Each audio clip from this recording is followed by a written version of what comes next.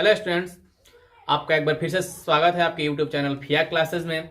यदि आप मेरे चैनल पर नए हैं तो प्लीज़ मेरे चैनल को सब्सक्राइब करें। सब्सक्राइब करने के बाद बेल आइकन को ज़रूर दबाएं ताकि अगली वीडियो जब आए तो आपको नोटिफिकेशंस में मिल सके। तो हमने प्रकाश का परावर्तन का पिछले वीडियो में पढ़ा था प्रकाश के नियम तक। अब हम आगे बढ़ेंगे। उसमें हमने समतल दर्पण के बारे में थोड़ी बहुत जानकारी ली थी। आज हम लोग दर्पण की टोटल जानकारी लेंगे। दर्पण इंग्लिश में से कहते हैं मिरर। दर्पण देखिए, दर्पण को डिवाइड किया गया है 3 भागों में। पहला दर्पण है समतल दर्पण, इसको कहते हैं प्लेन मिरर। दूसरा दर्पण है गोलीय दर्पण, इसको कहते हैं स्फेरिकल मिरर।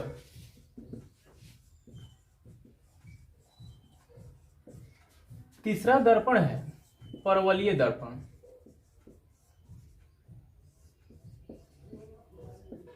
जिसको हम लोग कहते हैं कर्व्ड मिरर। तो हम समतल दर्पण पढ़ेंगे, गोलीय दर्पण पढ़ेंगे। परवलयी दर्पण के बारे में हम लोग को नहीं पढ़ना है, इसलिए हम लोग को इसको ज्यादा ध्यान नहीं देंगे। समतल दर्पण पिछली वीडियो में हमने देखा था, समतल दर्पण इस तरह का होता है। गोलीय दर्पण, अब यहां बात आती है गोलीय दर्पण। गोलीय दर्पण को फिर 2 भागों में डिवाइड किया गया था। और गोलीय दर्पण का पहला है अवतल दर्पण। अवतल दर्पण इंग्लिश में कहते हैं कॉनकेव मिरर। और गोलीय दर्पण का दूसरा है उत्तल दर्पण, इसको कहते हैं कॉन्वेक्स।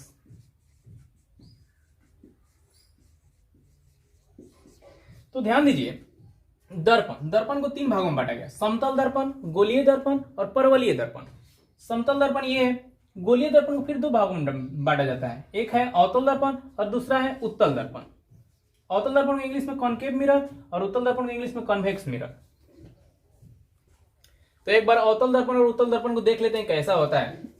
अवतल दर्पण, अवतल दर्पण का ये चित्र है, जिसका परावर्तक सतह रिफ्लेक्टिंग सरफेस धंसा हुआ होता है। अवतल, अव यानी धंसा हुआ, तौल यानी सतह, यानी जिसका सतह धंसा हुआ होता है उसे अवतल दर्पण कहते हैं। उत्तल दर्पण देखते हैं, इसका परावर्तक सतह जो होता है उभरा हुआ होता है। लाइट इधर से आता है और जाता है। उत्तल, जिसका परावर्तक सतह उत्तल हो, उभरा हुआ हो, कन्वेक्स हो। तो ये था अवतल दर्पण और ये था उत्तल दर्पण।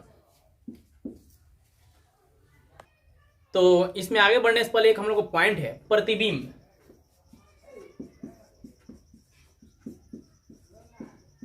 प्रतिबिंब इंग्लिश में से कहते हैं इमेज। समझते हैं प्रतिबिंब क्या है।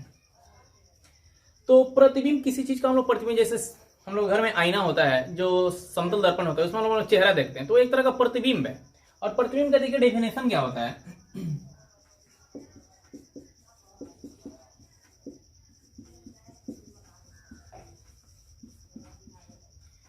किसी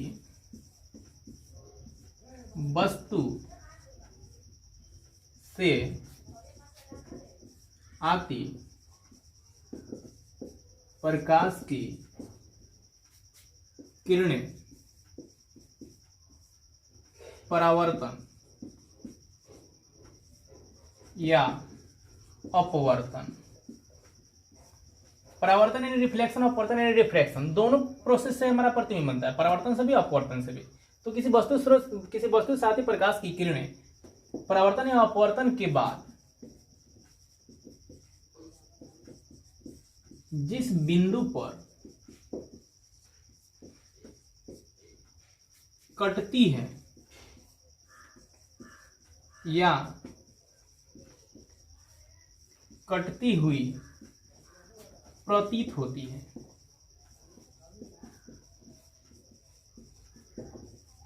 उस बिंदु को वस्तु का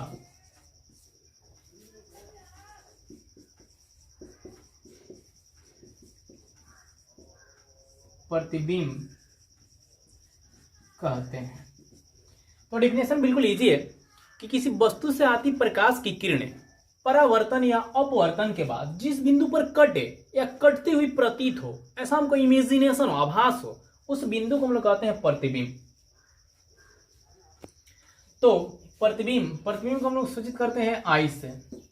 और प्रतिबिंब दो प्रकार की होती है। प्रतिबिंब को दो भागों में बांटा जाता है। और पहला प्रतिबिंब है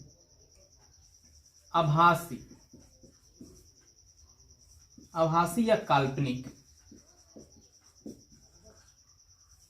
आभासी या काल्पनिक प्रतिबिंब, इसको कहा जाता है वर्चुअल इमेज। वर्चुअल इमेज, आभासी भी इसको कह सकते हैं या काल्पनिक प्रतिबिंब, दोनों में से कोई नाम का है चल जाएगा, आभासी का प्रतिबिंब या काल्पनिक प्रतिबिंब। दूसरा है हमारा वास्तविक प्रतिबिंब।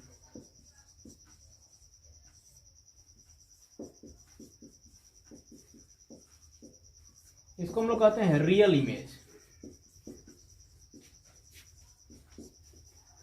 तो आभासी प्रतिबिंब और काल्पनिक, वास्तविक प्रतिबिंब और आभासी या काल्पनिक प्रतिबिंब। तो आभासी प्रतिबिंब क्या होता है? जब आभासी प्रतिबिंब किरणों के आभासी कटान से बनते हैं, यानी रियल में वहां किरणें अपवर्तन या परिवर्तन कटती नहीं है, केवल कटती हुई प्रतीत होती है, तो उनको कहा जाता है आभासी प्रतिबिंब।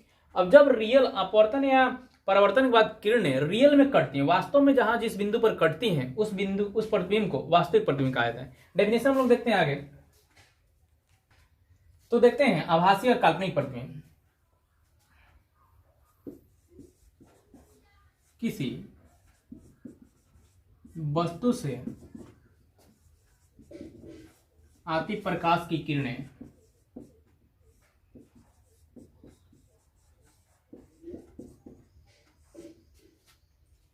परावर्तन के बाद जिस बिंदु पर कटती हुई प्रतीत होती है,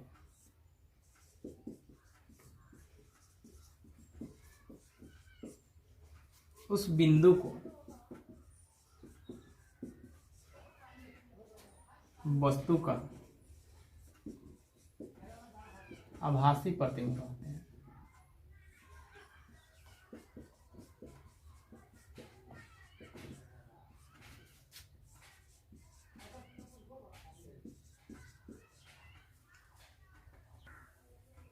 आभासी प्रतिबिंब के कुछ गुण देखते हैं।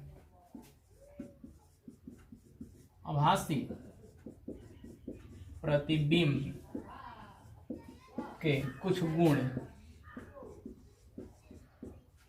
सम प्रॉपर्टीज ऑफ वर्चुअल इमेज, यानी वह जो काल्पनिक प्रतिबिंब या आभासी प्रतिबिंब होते हैं उनके क्या क्या गुण है, क्या क्या कैरेक्टरिस्टिक्स हैं। एक में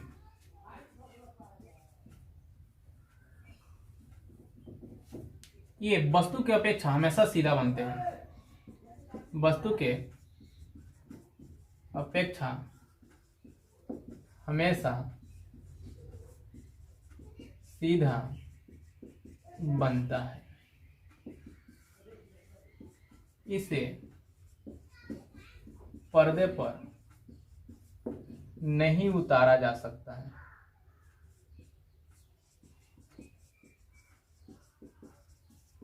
इसे पर्दे पर नहीं उतारा जा सकता मतलब इसके हम लोग स्क्रीन पर नहीं फाइंड कर सकते हैं। यह पार्श्व रूप से यानी लेटरली उल्टा बनता है। यहां पार्श्व रूप से उल्टा का मतलब समझिए लेटरली का मतलब है कि इसमें लेफ्ट का राइट दिखाई देगा और राइट का लेफ्ट दिखाई देगा, यानी बाया दाया दिखाई देगा और दाया बाया दिखाई देगा। इसको कहते हैं हम लोग लेटरली इन्वर्टेड, यानी पार्श्व रूप से उल्टा बनता है। आभासी प्रतिबिंब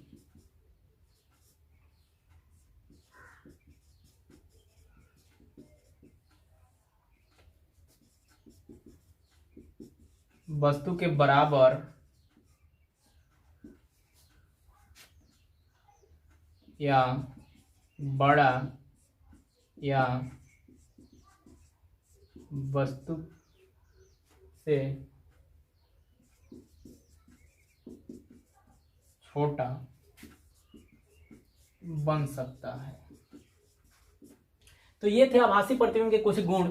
वस्तु की अपेक्षा ये हमेशा सीधा बनता है, इसे पर्दे पर नहीं उतारा जा सकता है, यह पार्श्व रूप से उल्टा बनता है। सबसे बीबी पॉइंट है, पार्श्व रूप से उल्टा बनता है, यानी लिटरली इन्वर्टेड होता है। आभासी प्रतिबिंब वस्तु के बराबर भी बन सकता है, उससे बड़ा भी बन सकता है या उससे छोटा भी बन सकता है। इस पॉइंट को याद रखना है, बड़ा भी हो सकता है, बराबर भी हो सकता है और उससे छोटा भी हो सकता है।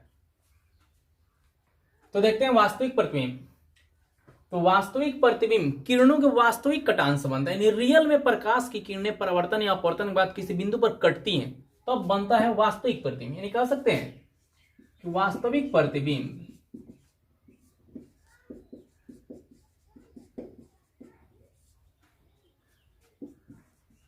किरणों के वास्तविक कटान से बनता है।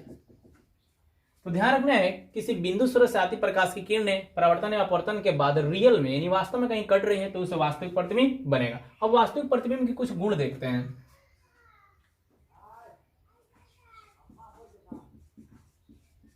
कुछ गुण। तो वास्तविक प्रतिबिंब का सबसे पहला गुण है कि वास्तविक प्रतिबिंब वस्तु की अपेक्षा हमेशा उल्टा बनता है। वास्तविक प्रतिबिंब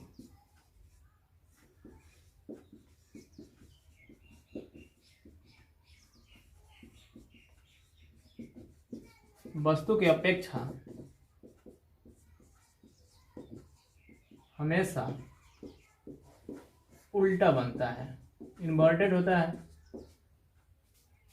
यानी अगर वस्तु इस तरह है, ये हमारा ऑब्जेक्ट है, तो इसका प्रतिबिंब इस तरह बनेगा, प्रतिबिंब।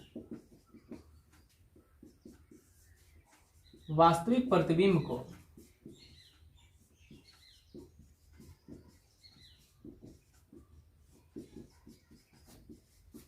पर्दे पर उतारा जा सकता है,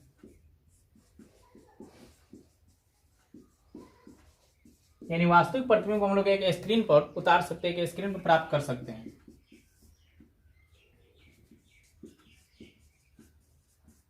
वास्तविक प्रतिबिंब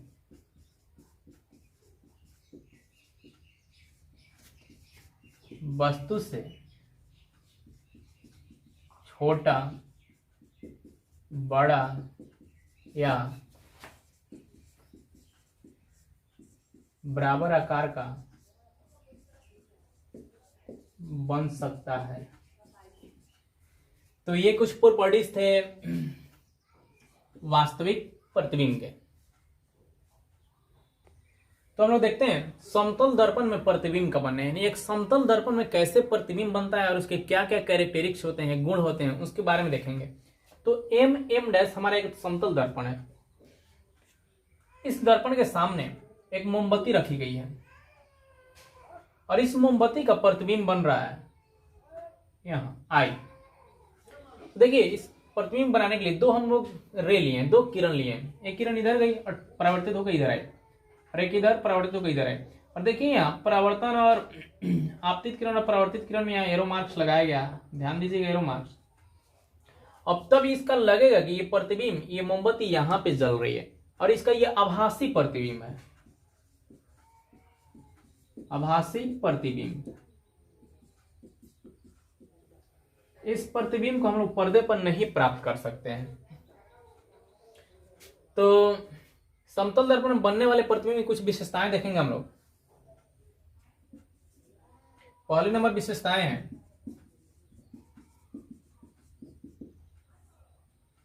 प्रतिबिंब बिंब के बराबर होता है। प्रतिबिंब वस्तु के बराबर होता है। यहां एक बात ध्यान दीजिए कि वस्तु वस्तु से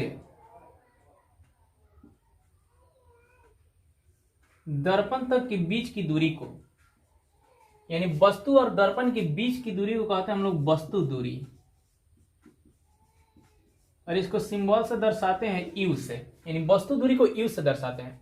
और फिर दर्पण और प्रतिबिंब के बीच की दूरी को हम लोग कहते हैं प्रतिबिंब दूरी, प्रतिबिंब दूरी, और इसको दर्शाते हैं भी से। तो इस पॉइंट को याद रखिएगा, वस्तु दूरी को यू से और प्रतिबिंब दूरी को भी से। और समतल दर्पण में जितना दूर आगे वस्तु होता है उतना ही दूर दर्पण के पीछे प्रतिबिंब बनता है। यानी समतल दर्पण में वस्तु दूरी बराबर प्रतिबिंब दूरी होता है, प्रतिबिंब दूरी, यानी यू बराबर भी। ध्यान देना है केवल समतल दर्पण में, समतल दर्पण में। तीसरा पॉइंट है, समतल दर्पण में प्रतिबिंब दर्पण के पीछे बनता है, प्रतिबिंब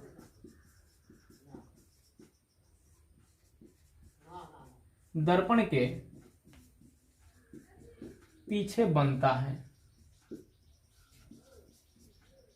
अब ये चूंकि आभासी प्रतिबिंब है तो पार्श्व रूप से उल्टा होगी, लेटरली इन्वर्टेड होगी। प्रतिबिंब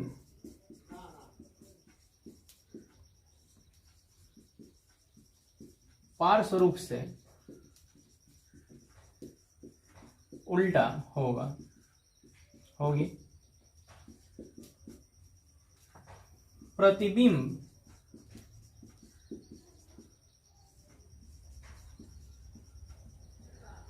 प्रतिबिंब का आकार वस्तु के आकार के बराबर होता है। समतल दर्पण में हमेशा याद रखिएगा प्रतिबिंब का आकार और वस्तु का आकार दोनों बराबर होते हैं, यानी जितना बड़ा प्रतिबिंब वस्तु होता है उतना ही बड़े प्रतिबिंब भी बनता है। तो ये था समतल दर्पण में बनने वाली प्रतिबिंब की कुछ विशेषताएं और समतल दर्पण में बना प्रतिबिंब। तो अब हम लोग देखते हैं गोलीय दर्पण। गोलीय दर्पण, स्फेरिकल मिरर। तो स्फेरिकल मिरर हम लोग देख चुके हैं, दो तरह के होते हैं, कनकेव मिरर और कन्वेक्स मिरर, अवतल दर्पण और उत्तल दर्पण। तो अवतल दर्पण देखते हैं कैसे बनता है। अवतल दर्पण, कॉनकेव मिरर। तो यहां स्पष्ट है गोलीय दर्पण, यानी वैसा दर्पण जो गोलाकार होगा, यानी किसी गोले का पार्ट होगा। जब किसी गोले का कोई पार्ट हम लोग कोई हिस्सा लेकर और उसके एक सतह को जब हम लोग पॉलिश कर देते हैं, कलई कर देते हैं, तो वो बनता है गोलीय दर्पण। तो यहाँ है अवतल दर्पण। अगर मान लीजिए कि मेरे पास एक गोला है, इस गोले को हम दो भागों में डिवाइड कर दिए, दो भागों में बांट दिए, और एक भाग को छोड़ के दूसरे वाला जो भाग बच रहा है उस पर अगर बाहर से हम पॉलिश कर देते हैं, कलई कर देते हैं, तो जब बाहर से पॉलिश कर देते तो एक प्रकार का हमको ऐसा सतह मिलेगा, और ये बन जाएगा, ये इधर वाला सतह हो जाएगा परावर्तक सतह, यानी प्रकाश इधर से आएगा और जाएगा। और ये कलई हो गया, कलई यानी पॉलिश। तो ये इस प्रकार से बनता है अवतल दर्पण। तो डिफिनेशन में देखें तो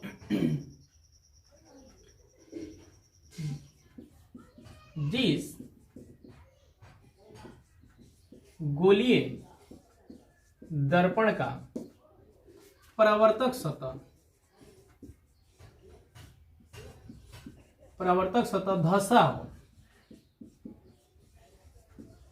धसा हुआ हो उसे अवतल दर्पण कहते हैं।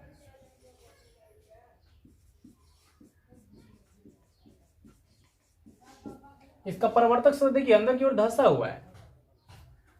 तो ये था अवतल दर्पण। अब देखते हैं उत्तल दर्पण।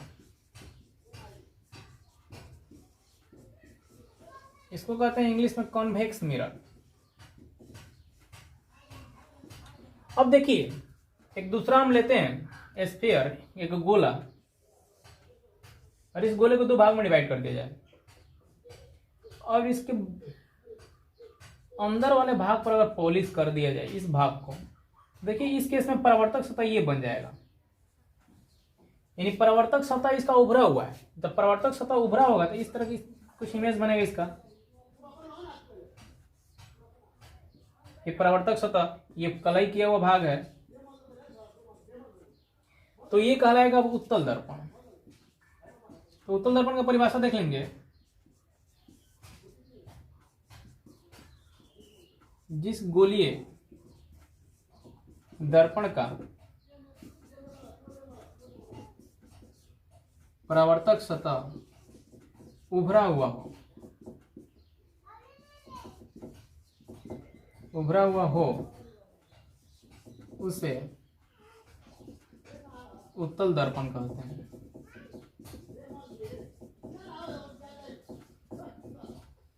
तो ये था उत्तल दर्पण और अवतल दर्पण का कंसेप्ट। तो गोलीय दर्पण से संबंधित हम लोग कुछ पद देखेंगे, कुछ टर्म है जिसको समझना जरूरी है, और इसके बिना हम लोग गोलीय दर्पण में आगे ना न्यूमेरिकल बना पाएंगे, ना ही इसमें इमेज बनाना हमको समझ में आएगा। तो देखते हैं। तो गोलीय दर्पण है तो सिंपल सी बात है, किसी गोले का भाग होगा। अब जब गोले का भाग है तो गोले का त्रिज्या होगा, गोले का केंद्र होगा। तो देखिए इसमें सबसे पहला पॉइंट है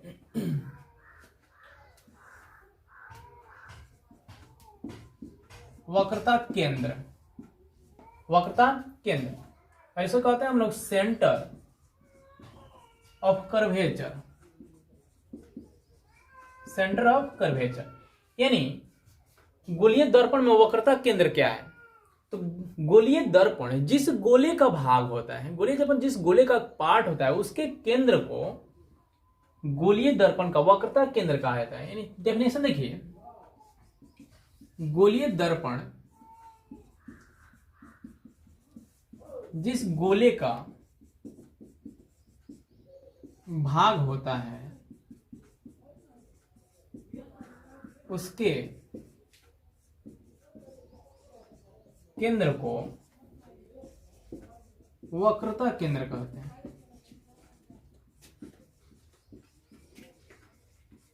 इसे C से सूचित करते हैं। यहां देखिए हमने यहाँ अवतल दर्पण बनाया है और यहाँ उत्तल दर्पण बनाया है। एक गोले का एक भाग है, गोले के एक भाग से बनाया गया है। तो इस गोले का केंद्र क्या है? यहाँ है C। तो इसके केंद्र को कहेंगे अब हम लोग वक्रता केंद्र। वक्रता केंद्र इस गोले का केंद्र है, इसको भी कहेंगे C और इसका भी नाम देंगे वक्रता केंद्र। दूसरा पॉइंट देखते हैं, वक्रता त्रिज्या।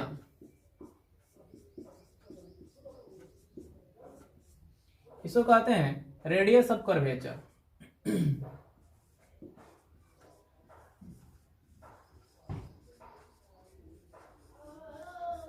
और इसको सूचित किया जाता है कैपिटल R से। तो गोलीय दर्पण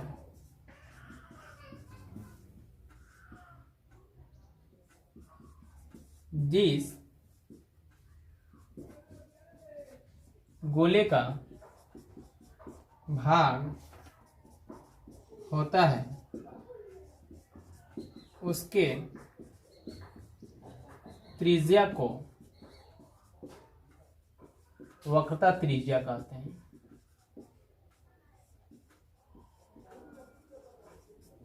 यहां ध्यान दीजिए, ये अवतल दर्पण इस गोले का भाग है, तो इसका त्रिज्या है, यहाँ सेंटर है, यहां से यहां तक लेकर त्रिज्या है। तो इस त्रिज्या को हम कहेंगे अब वक्रता त्रिज्या, इसको सूचित करेंगे R से। तो इसका नाम हो जाएगा वक्रता त्रिज्या।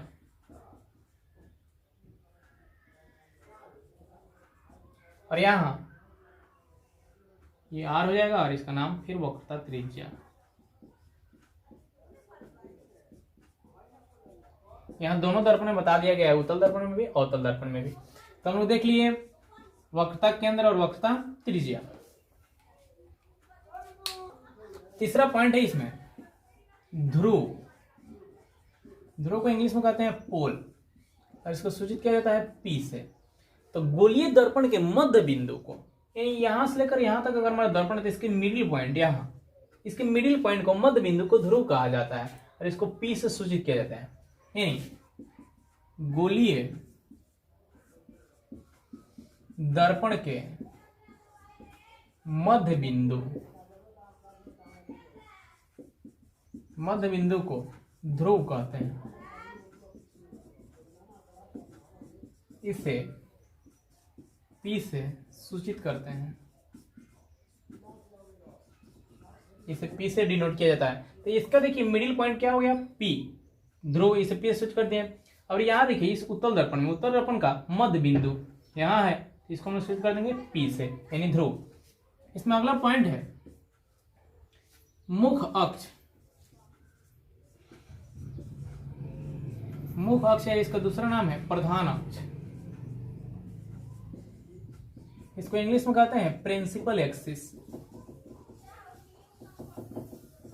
प्रिंसिपल एक्सिस देखिए क्या है, तो वक्रता केंद्र और ध्रुव को मिलाने वाली काल्पनिक रेखा को कहा जाता है मुख अक्ष या प्रधान अक्ष। यानी बिंदु P और C, बिंदु और P और C को मिलाने वाली जो काल्पनिक लाइन बनेगी, रेखा बनेगी, उसको हम लोग कहेंगे मुख अक्ष। डेफिनेशन देखते हैं। वक्रता केंद्र तथा ध्रुव को मिलाने वाली काल्पनिक रेखा मुख अक्ष कहलाती है।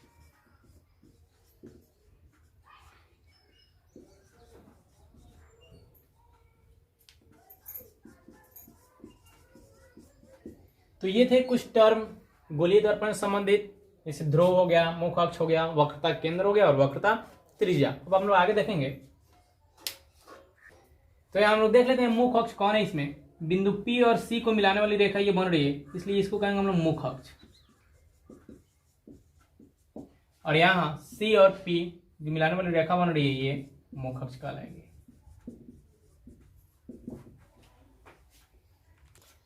तो हम लोग देखेंगे गोलीय दर्पण का फोकस बिंदु। फोकस बिंदु इसको कहा जाता है फोकल पॉइंट, और इसको सूचित किया जाता है कैपिटल एफ से। ध्यान देना, इसको सूचित किया जाता है कैपिटल एफ, फोकस बिंदु। ये बहुत ही इंपॉर्टेंट टर्म है रिफ्लेक्शन ऑफ लाइट में, फोकस बिंदु। तो पहले फोकस बिंदु देखते हैं अवतल दर्पण का। अवतल दर्पण का फोकस बिंदु, अवतल दर्पण का फोकस बिंदु। तो पहले इसको समझते हैं। एक अवतल दर्पण है हमारे पास,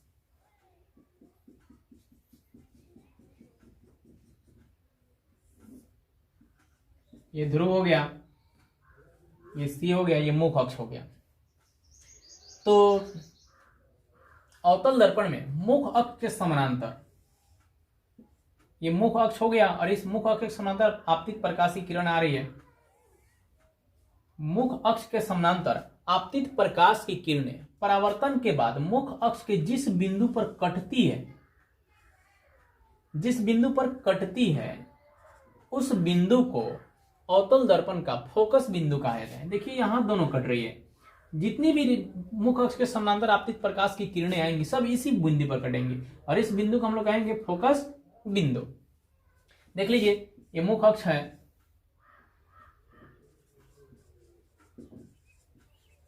ये हमारा एम डैश एक अवतल दर्पण है, ये ध्रुव है, ये वक्रता केंद्र है और ये आपतित प्रकाश की किरणें हैं और परावर्तन के बाद बिंदु F पर कट रहे हैं। तो डेफिनेशन देख सकते हैं कि मुख अक्ष के समानांतर आपतित प्रकाश की किरणें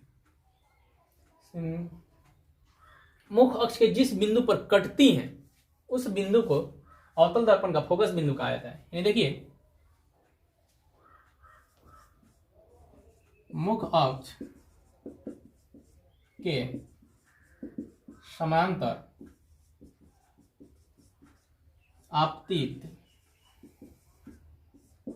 प्रकाश की किरणें परावर्तन के बाद परावर्तन के बाद मुख्य अक्ष के जिस बिंदु पर कटती हैं उसे फोकस बिंदु कहा जाता है। यहां ध्यान दीजिए, मुख्य अक्ष के जो समानांतर आपतित प्रकाश की किरणें हैं यहाँ रियल में कट रही हैं, वास्तव में यहाँ दोनों आके मिल रही हैं, कट रही हैं, इसलिए कहा जाता है कि अवतल दर्पण का फोकस बिंदु वास्तविक होता है। स्टार मार्क लिख सकते हैं, अवतल दर्पण का फोकस बिंदु वास्तविक होता है, यानी रियल में एग्जिस्ट करता है, रियल में है ये। और इसको डिनोट क्या जैसे किया जाता है, अवतल दर्पण के फोकस दूरी को, और इस फोकस बिंदु है तो इसको एफ से ही डिनोट करेंगे, सॉरी फोकस दूरी इसके बाद आने वाला है। तो ये था अवतल दर्पण का फोकस बिंदु।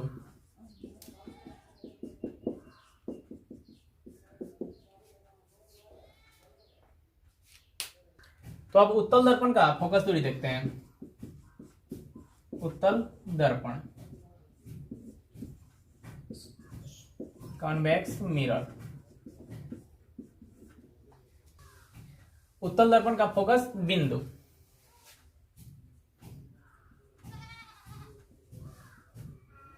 तो ये एक उत्तल दर्पण है, इसका ध्रुव हो गया और इसका सेंटर हो गया। तो इसमें मुख्य अक्ष के समानांतर, ये हमारा मुख्य अक्ष हो गया, मुख्य अक्ष के समानांतर आपतित प्रकाश की किरणें, देखिए मुख्य अक्ष के समानांतर आपतित प्रकाश की किरणें आ रही हैं, आपतित प्रकाश की किरणें। अब यहाँ ध्यान देना है कि प्रकाश की किरण इधर नहीं जाएगी, इसको पास नहीं कर सकते क्योंकि इसको कलाई कर दिया गया, पॉलिश कर दिया गया। तो परावर्तित ऐसे होती है, ऐसे परावर्तित हो गई और लगेगा कि इस पॉइंट से आ रही हैं, तो इस बिंदु से आती हुई हमको प्रतीत होती है, तो इस बिंदु से आती हुई प्रतीत हो रही है, यहाँ पे आकर मिल रही है, इसलिए इस पॉइंट को हम लोग कहेंगे फोकस बिंदु। तो कहा जाता है उत्तल दर्पण के मुख्य अक्ष के समानांतर आपतित प्रकाश की किरणें परावर्तन के बाद जिस बिंदु से आती हुई प्रतीत होती है उस बिंदु को कहते हैं फोकस बिंदु। फोकस बिंदु।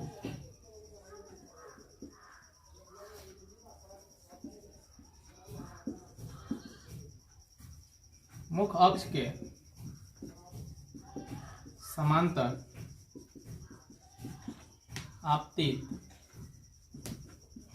प्रकाश की किरणें परावर्तन के बाद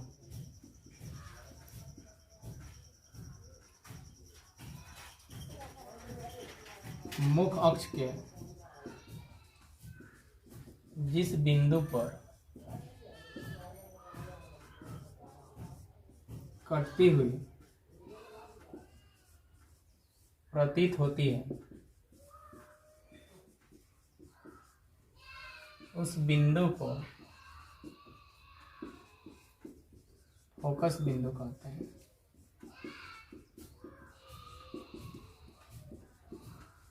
तो ये था उत्तल दर्पण का फोकस बिंदु।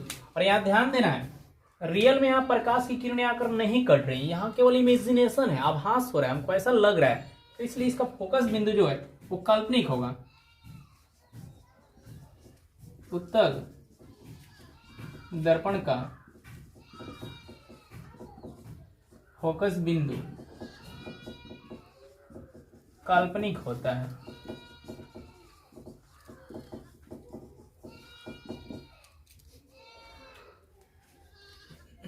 तो फोकस दूरी देखते हैं अब हम लोग। फोकस दूरी क्या है? फोकस दूरी, फोकल डिस्टेंस इंग्लिश में कहते हैं, इसको सूचित करते हैं स्मॉल एफ से। देखिए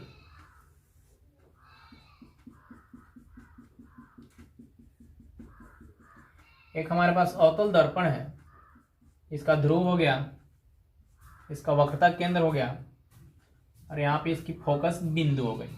और एक मेरे पास है उत्तल दर्पण,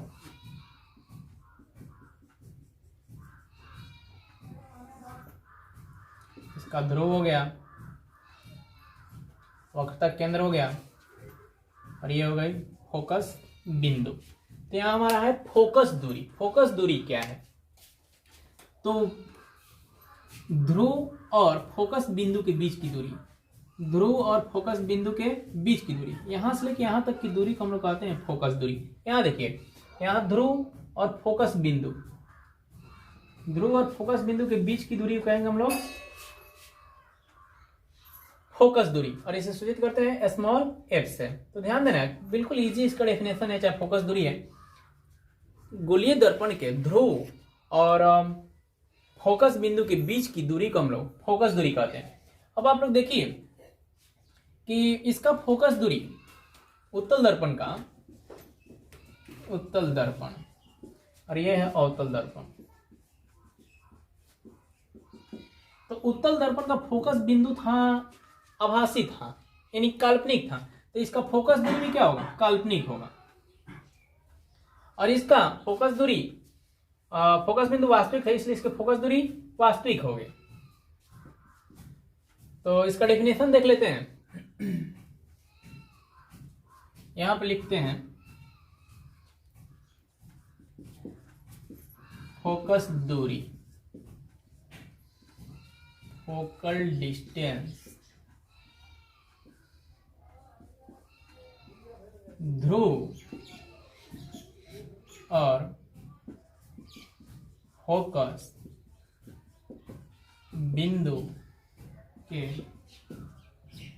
बीच की दूरी को फोकस दूरी कहते हैं। अब यहाँ एक पॉइंट हम लोग समझते हैं, यहां से लेके यहां तक के बीच की दूरी को हम लोग फोकस दूरी कह दिया, और यहां से लेके यहां तक के बीच की दूरी यानी वक्रता केंद्र और ध्रुव तक के बीच की दूरी को हमने कहा था वक्रता त्रिज्या यानी आर। और एफ और आर में हम लोग एक संबंध स्थापित करेंगे, देखते हैं इसको। तो देखते हैं फोकस दूरी तथा वक्रता त्रिज्या के बीच में क्या संबंध होता है। इसके लिए हमको एक फिगर ड्रॉ करना पड़ेगा। एक अवतल दर्पण है,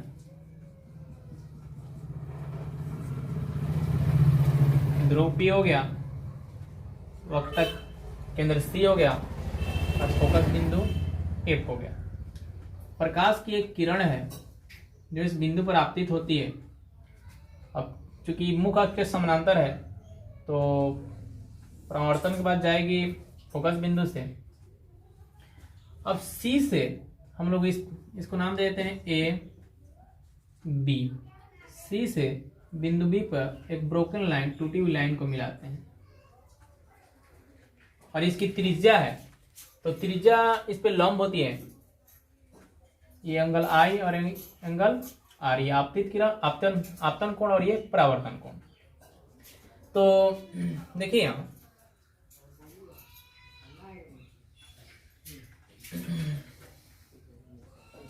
AB समानांतर CP है, क्योंकि आपतित किरण मुख अक्ष के समानांतर है। AB समानांतर CP, और CB एक तिर्यक रेखा है, CB एक तिर्यक रेखा है। जब तिर्यक रेखा काटते तो एकांतर और अंतर कोण बराबर होते हैं, यानी ये कोण और ये वाला कोण आपस में बराबर हो जाएगा। यानी ये I है तो ये भी क्या कितना हो जाएगा? I। तो I बराबर R था और ये भी I हो गया। इसका मतलब ये कोण और ये कोण भी आपस में बराबर है, तो ये कोण और ये कोण I और R आपस में बराबर है। तो BCF एक समद्विबाहु त्रिभुज बन रहा है। त्रिभुज BCF एक समद्विबाहु त्रिभुज BCF एक समद्विबाहु है। BCF समद्विबाहु त्रिभुज है। तो समद्विबाहु त्रिभुज में संगत कोण के संगत भुजाएं बराबर होती है। इसके सामने का ये और इसके सामने के, यानी CF और FB, CF बराबर FB, और इसको हम लोग समीकरण 1 मान लेते हैं। और आपतन बिंदु जो है, जिस बिंदु पर हमारी आपतित किरण आपतित हुई है, अगर ध्रुव से ज्यादा दूर ना हो, ध्रुव से ज्यादा दूर ना हो तो ये एफ बी और पी एफ आपस में बराबर होते हैं। यदि बी पी से ज्यादा दूर न हो तो एफ बी बराबर एफ पी। एक और दो से देखते हैं, सी एफ बराबर एफ पी।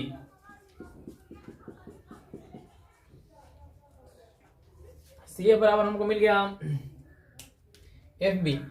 अब देखिए हम लिख सकते हैं सी पी बराबर, टोटल के लिए सी पी बराबर C F plus F P. ये दोनों आपस में इक्वल है और यहां से यहां तक हम लोग जानते हैं कि एफ होता है, तो ये एफ है तो इसका मतलब ये भी बराबर है तो ये भी एफ हो जाएगा, यानी एफ प्लस एफ। और ये सी पी यहां से यहां तक वक्रता त्रिज्या कहा जाता है, यानी आर बराबर 2f, एफ और एफ को जोड़कर, यानी एफ बराबर r/2। प्रूव्ड। यानी कह सकते हैं कि गोलीय दर्पण में फोकस दूरी वक्रता त्रिज्या की आधी होती है, फोकस दूरी वक्रता त्रिज्या की आधी होती है, या वक्रता त्रिज्या फोकस दूरी की दुगुनी होती है। दो फॉर्मूला है, हमको दोनों याद कर रख लेना है। तो हम देखते हैं गोलीय दर्पण में आपतित प्रकाश की किरण कैसे परावर्तित है, उनकी दिशा क्या होती है, उनका डायरेक्शन। सबसे पहला पॉइंट है मुख अक्ष, यानी मुख अक्ष के समानांतर जो प्रकाश की किरण आपतित होगी उसका परावर्तन कैसे होगा। देखिए मुख अक्ष के समानांतर आपतित प्रकाश की किरण फोकस होकर जाती है, इधर से फोकस होकर चली गई। उत्तल दर्पण में यही होता है, ये अवतल दर्पण, ये उत्तल दर्पण। मुख अक्ष के समानांतर आपतित प्रकाश की किरण है और ऐसा लगेगा परावर्तन के बाद कि मुख फोकस होकर जा रही है, तो ये था मुख अक्ष के समानांतर। अब देखते हैं फोकस बिंदु पर जो प्रकाश की किरण आपतित होती है, फोकस बिंदु पर, इस पॉइंट पर, उसका परावर्तन कैसे होता है। तो फोकस बिंदु पर जो प्रकाश की किरण आपतित होगी मुख अक्ष के समानांतर चली जाएगी, जस्ट इसके उल्टा सोच लेना है। तो फोकस बिंदु पर इधर आपतित हो रही है और मुख अक्ष के समानांतर चली गई। तीसरा पॉइंट है वक्रता केंद्र पर, वक्रता केंद्र पर आपतित प्रकाश की किरण। तो देखिए यहाँ वक्रता केंद्र है, इस पर कोई प्रकाश की किरण आपतित हो रही है, तो वक्रता केंद्र यहाँ देखिए त्रिज्या है, यानी 90 डिग्री के एंगल पे आपतित हो रही है। तो 90 डिग्री के एंगल पे आपतित हो रही है तो उसी दिशा फिर रिटर्न चली जाएगी।